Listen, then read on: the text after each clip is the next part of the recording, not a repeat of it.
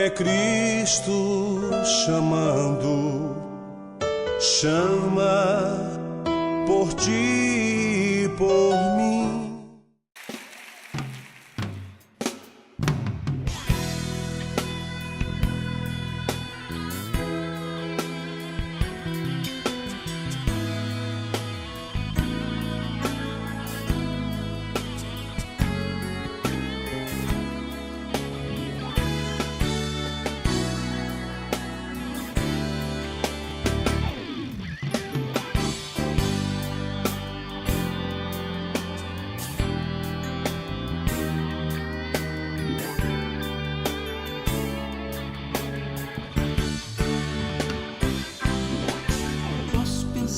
Nos meus planos, pros dias e anos que enfim tenho que neste mundo a minha vida envolver, mas plena paz não posso alcançar.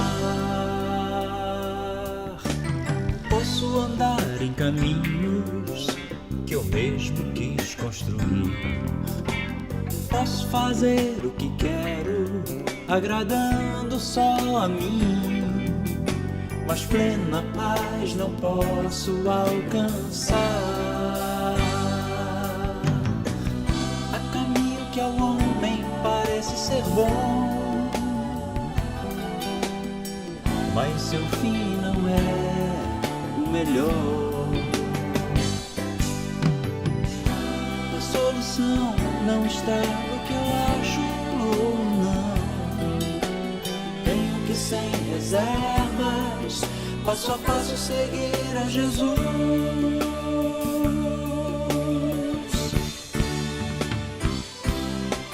Sei que feliz é o homem que crê e teme ao Senhor, que em seus passos procura ter de Deus aprovação.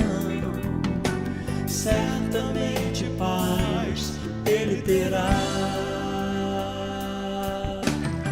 Como está minha vida e a tua vida também? Temos achado em Cristo realmente a solução para a plena paz poder alcançar. Há caminho que ao homem parece ser bom, mas seu fim não é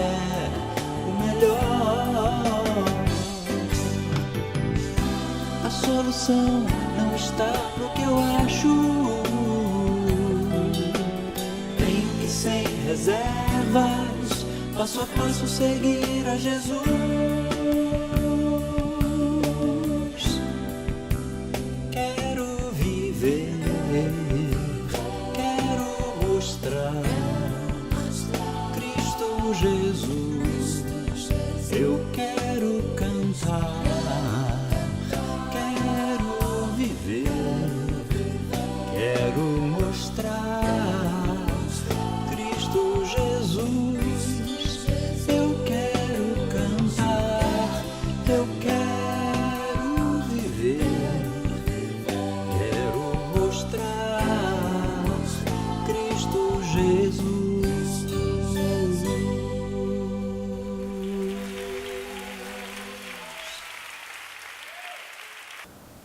Graças a Deus por esta manhã que estamos iniciando o nosso programa, ouvindo o cantor e pastor Paulo César, do Grupo Logos, encantando e iniciando o dia debaixo desta música de louvor, de adoração.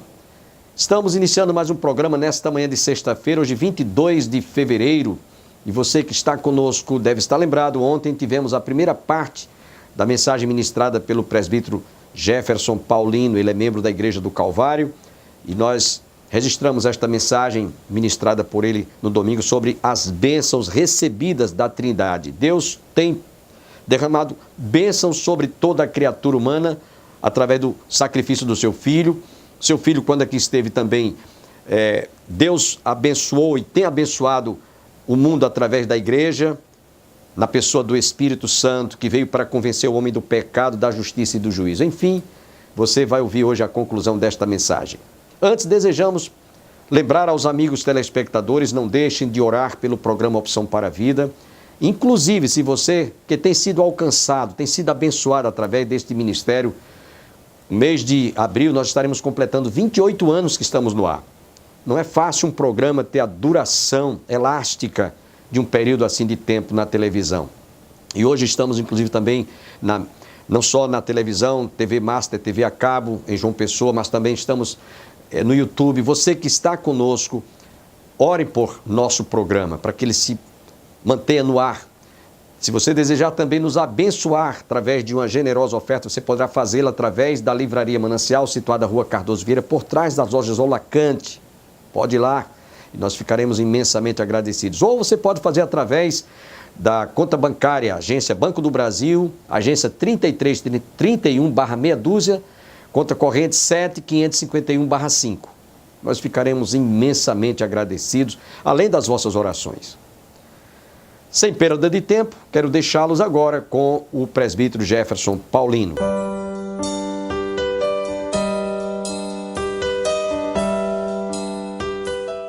Agradeça ao Jesus, seja grato por esta bênção. Em segundo lugar, irmãos, depois de observarmos as bênçãos recebidas do Pai, nós vamos passar a conhecer agora as bênçãos recebidas do Filho. E que bênção é esta? É a bênção da redenção. Veja comigo o versículo número 7. Efésios 1:7. Em quem nós temos o quê? Diga bem forte. Em quem nós temos a redenção pelo seu sangue. A primeira bênção recebida do Filho é a bênção da redenção. Nos dias do apóstolo Paulo, irmãos, era comum a negociação de escravos. Não é isso, Lancaster? Pois havia uma espécie de livre comércio para compra e venda de escravos nesses dias. E a palavra redenção, irmãos, era usada justamente para falar desta negociação, compra e venda de um escravo, ou para que pudesse ser considerado liberto mediante o pagamento. Portanto, queridos, redenção é o mesmo que resgate. No entanto, irmãos, olhe bem para mim, há uma enorme diferença entre um resgate que nós conhecemos, dos resgates que passam nos jornais, nos filmes, com o resgate, com a redenção que a Bíblia nos apresenta. O resgate que nós conhecemos é bem sucedido quando nós encontramos as seguintes características. Em primeiro lugar, quando todos saem vivos, não é verdade? O resgate foi um sucesso. Quando ninguém tem que morrer pela vítima. Em segundo lugar, o resgate é bem sucedido, é um sucesso quando todas as pessoas envolvidas elas são libertas. Em terceiro lugar, quando essa libertação não pode ser via pagamento. Afinal, se o ladrão saiu, se o ladrão fugiu com o dinheiro, é sinal de que não houve êxito. Não foi um sucesso como as autoridades policiais esperavam. E por fim, essa negociação ela é bem sucedida, esse resgate, essa redenção ela é bem sucedida quando todos os culpados são levados a pagar pelos seus erros, não é verdade? No entanto, irmãos, segundo a palavra de Deus, o resgate de Jesus por mim e por você é o oposto de tudo isso. Vai na contramão de tudo aquilo que nós conhecemos. Sabe por quê? Esse resgate tem morte. Em segundo lugar, quem é libertado não é inocente, mas é o real culpado de toda a situação. Em terceiro lugar, é extremamente necessário ter um alto e precioso pagamento a fim de que se haja liberdade. E em quarto lugar, os reais culpados não pagam pelos seus erros. Perceba a diferença? O resgate de Jesus por nós teve um alto preço e custou caríssimo. Não é à toa que nós cantamos, eu sei que foi pago um alto preço. Mas este altíssimo preço, irmãos, este pagamento precioso, não foi pago a Satanás para que ele nos libertasse do domínio das trevas. Na verdade, Jesus paga o resgate ao próprio Pai, pois o Pai, irado e sob sua santa justiça, não passa a mão sobre o culpado. Deus, diferente de nós, não bota a sujeira para debaixo do tapete, como costumamos fazer. E com isso, irmãos, recebemos a bênção da redenção. Fomos resgatados, fomos libertos do império das trevas. Também recebemos a remissão dos pecados, o perdão e a misericórdia de Deus por causa de Cristo Jesus, segundo as riquezas de sua graça. 1 Pedro capítulo 1, versículos 18 a 19. 1 Pedro capítulo 1, versos 18 a 19. Sabendo que não foi com coisas corruptíveis, como prata e ouro, que fostes resgatados da vossa vã maneira de viver, por tradição que recebeste dos vossos pais, mas com precioso sangue de Cristo, como de um cordeiro imaculado e incontaminado. Você pode dizer amém? Essa era a nossa condição. Nós éramos escravos do pecado, do mundo e da carne. Toda a humanidade, irmão, está cativa espiritualmente a Satanás, e não pode haver liberdade senão por Cristo, o responsável por pagar o preço de resgate em nosso favor. A segunda bênção, irmãos, que recebemos é a bênção do perdão. Você pode dizer amém? Você pode dizer amém? Está no versículo 7, a parte B. Em quem temos a redenção pelo seu sangue, a remissão. Literalmente, irmãos, significa mostrar favor, dar livremente. Isso é perdão.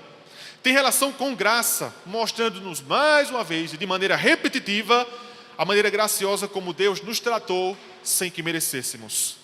Portanto, irmãos, Deus deixa de exigir das nossas vidas impenitentes o justo castigo que deveríamos receber por causa dos nossos inúmeros pecados, e a partir de então nós somos perdoados, porque houve resgate.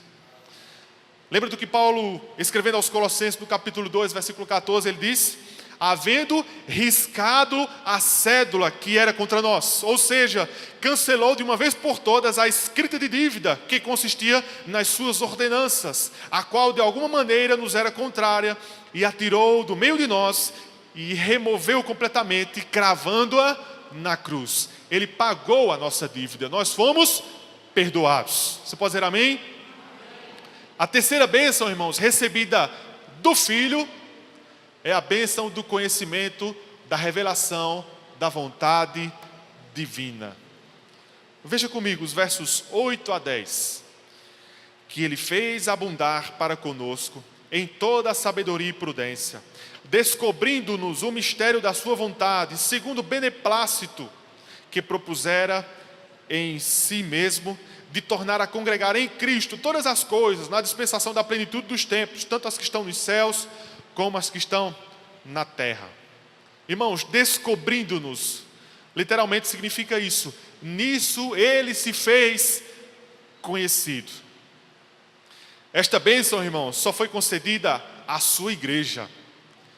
A bênção do conhecimento, da revelação da vontade divina só foi concedida ao povo de Deus e a ninguém mais. Que pela iluminação do Santo Espírito nós conseguimos discernir as coisas espirituais que o mundo jamais conseguiu e jamais conseguirá entender.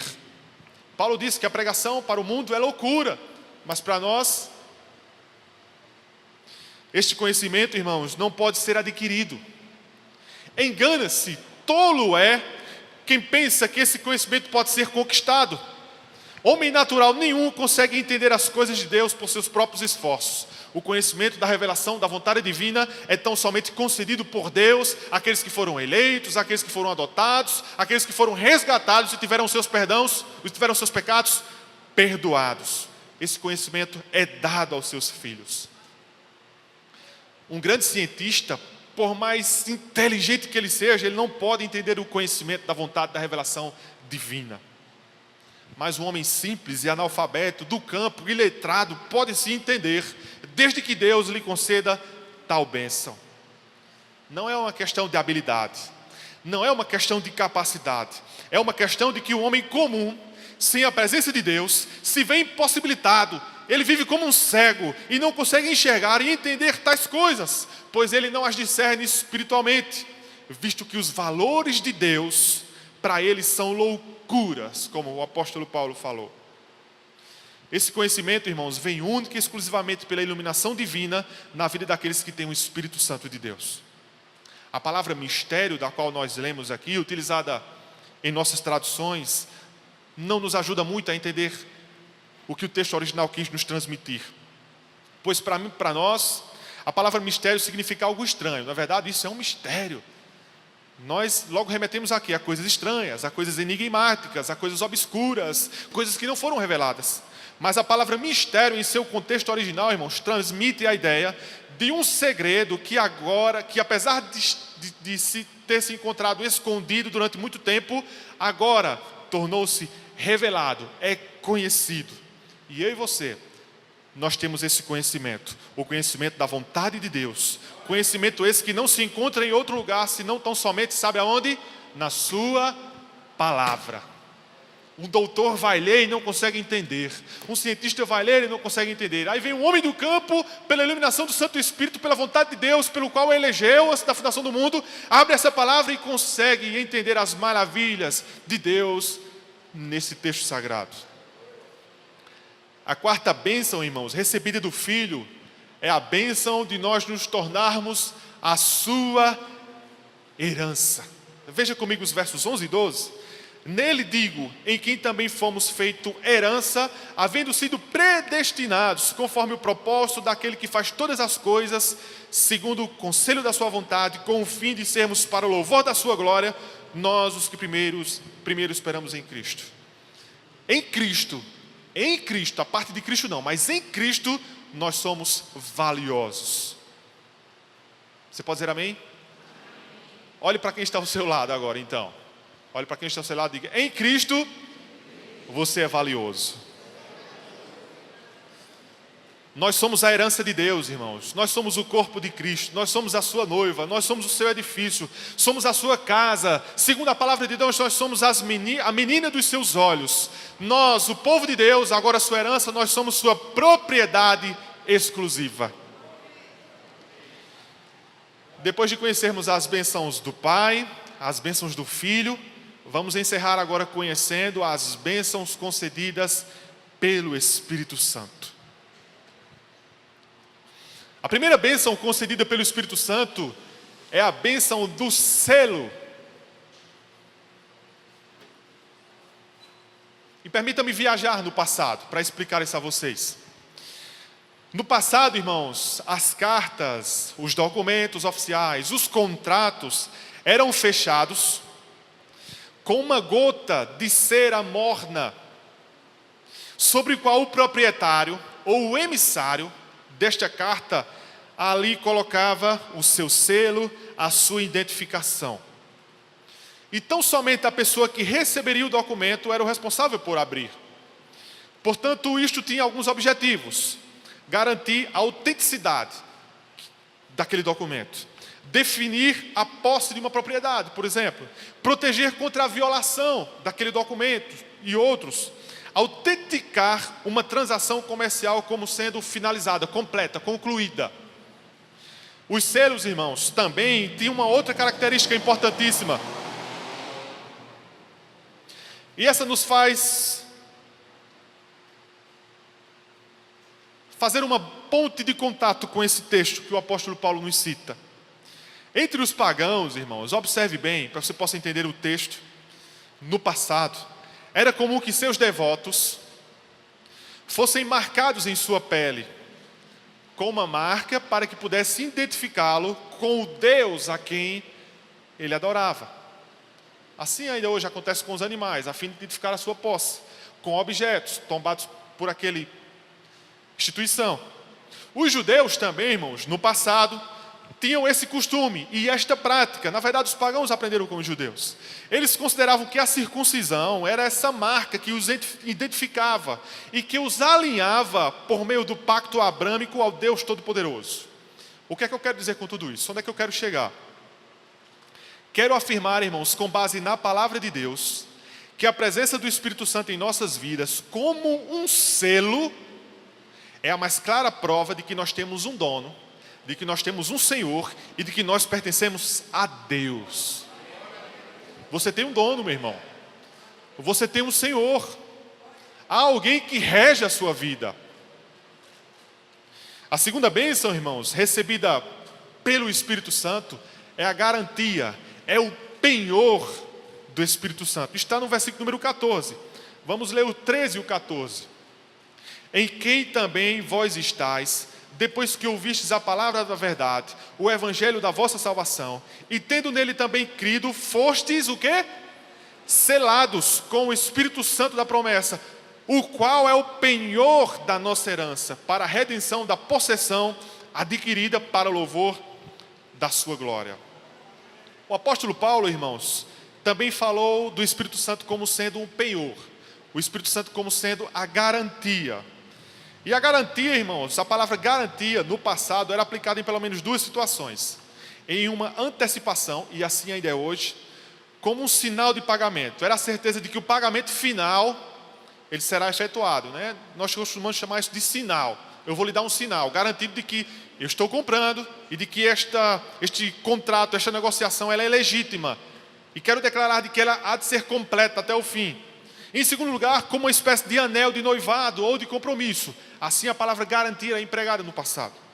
Com base nesse verso, utilizando esta ideia, nós temos a certeza, irmãos, de que o Espírito Santo em nós, influenciando-nos, habilitando-nos, capacitando-nos, de acordo com a sua bendita promessa, serve como uma espécie de parcela inicial de todas as bênçãos, numa espécie de primeira prestação ou garantia, ou seja, de que o contrato da fé não será desfeito, mas permanecerá completo e será cumprido.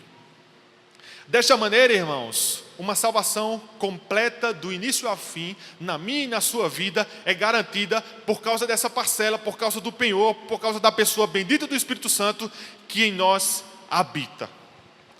Talvez não tenha ficado claro, mas eu vou utilizar alguns textos para iluminar a sua mente. Veja comigo Jeremias capítulo 31, versículo 3. Jeremias capítulo 31.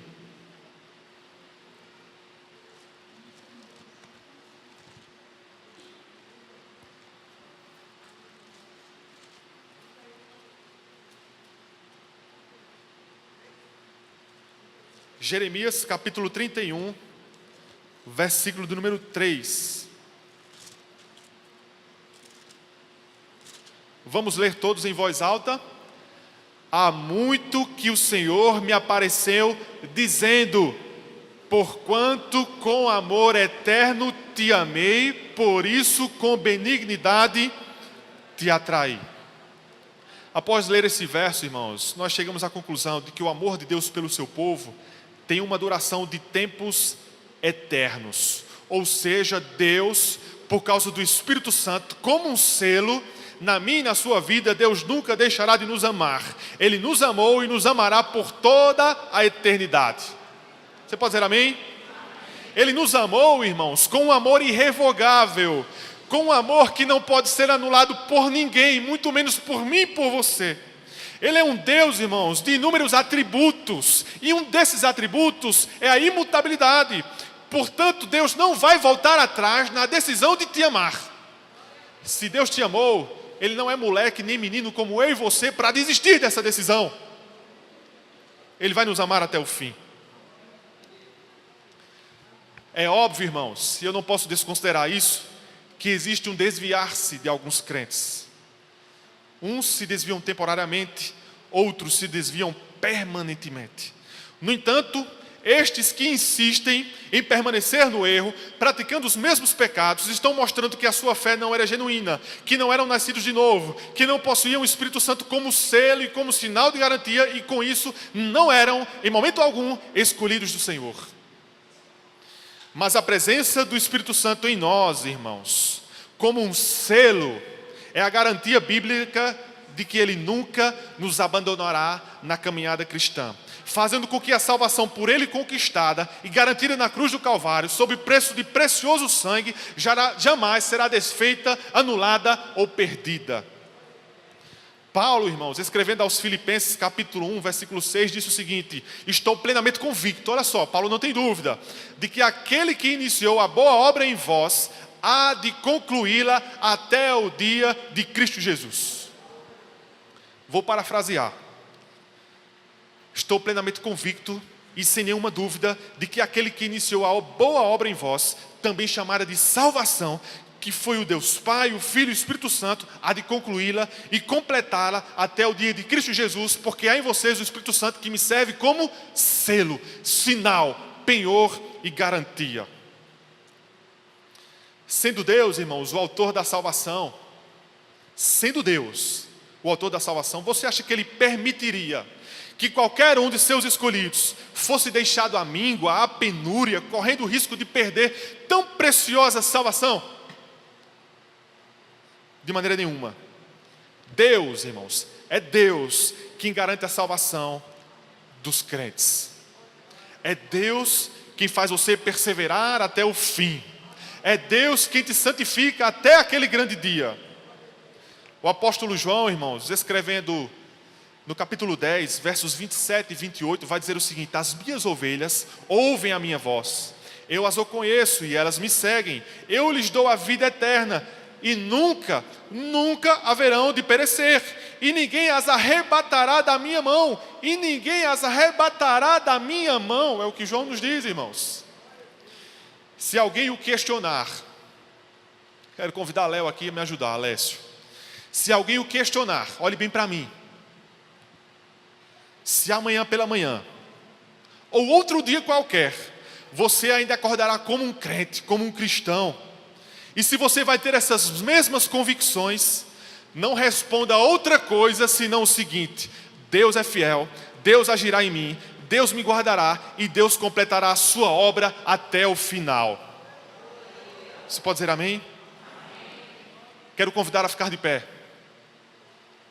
e dizer o seguinte: de que todas essas bênçãos, a bênção do Pai, a bênção do Filho e a bênção do Espírito Santo, todas elas têm um propósito na minha e na sua vida.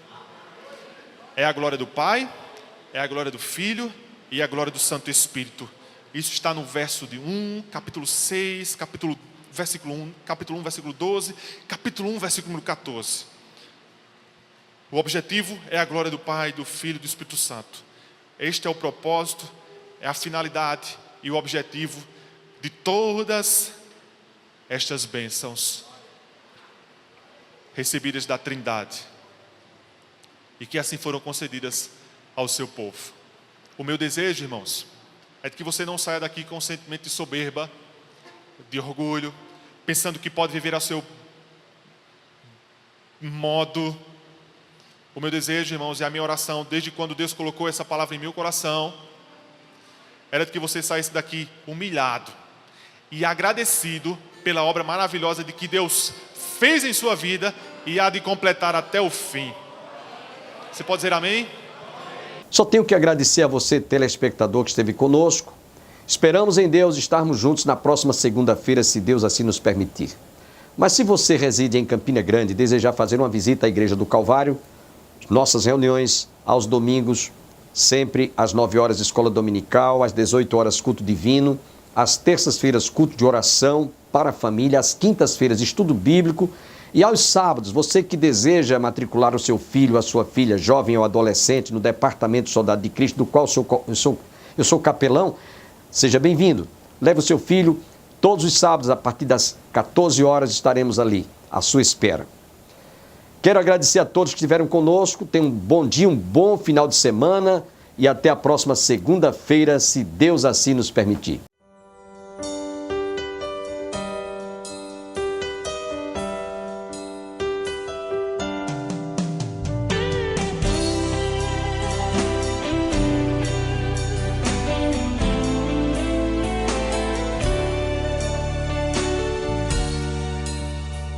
Manso e suave é Cristo chamando, chama por ti.